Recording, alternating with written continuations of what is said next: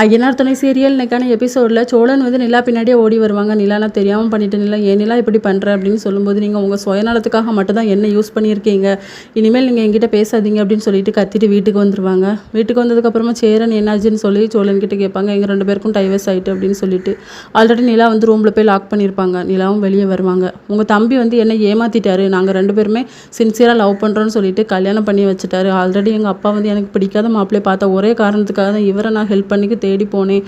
ஆனால் இவரே என்ன ஏமாற்றிட்டாரு தெரியுமா. அன்றைக்கி மட்டும் எங்கள் கல்யாணம் நடக்காமல் இருந்திருந்தா இன்றைக்கி நான் அந்த நிலமையில வந்திருப்பேன். நான் எவ்வளோ கஷ்டப்பட்டேன், என் கூட தானே இருந்து பார்த்தாரு அப்படின்னு சொல்லி ரொம்ப ஃபீல் பண்ணுவாங்க.